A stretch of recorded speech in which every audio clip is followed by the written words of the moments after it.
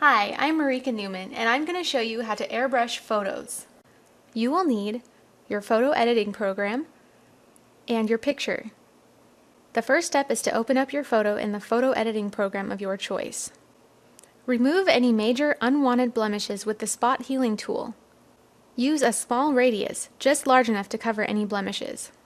When finished, create a duplicate layer and apply the dust and scratches filter.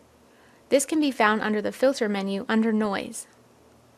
Set the radius between 2 and 5 pixels with a threshold of 0 after applying the dust and scratches filter. You are looking for a smooth blend of features. Don't be alarmed if it looks too blurry. Right now you're creating smooth skin that will later blend onto the actual picture.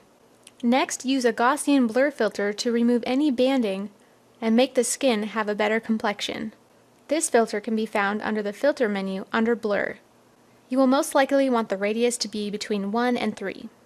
Next, add some texture to prevent a plastic or fake appearance of the skin by using the Add Noise filter.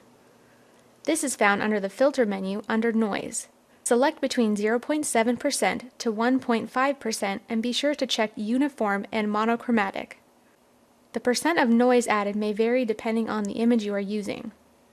The next step is to apply this new skin back to the original image. To do this, you will need to add a layer mask and fill it with black. Go to the Layer menu and select Layer Mask and Reveal All.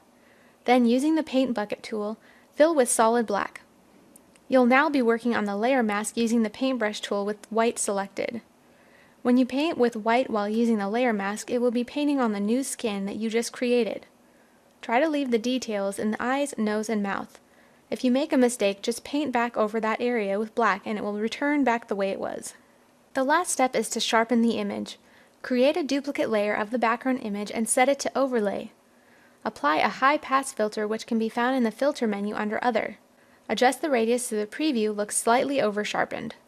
Once applied, adjust your layer opacity to increase or decrease the sharpness of the image. And that is how to airbrush photos.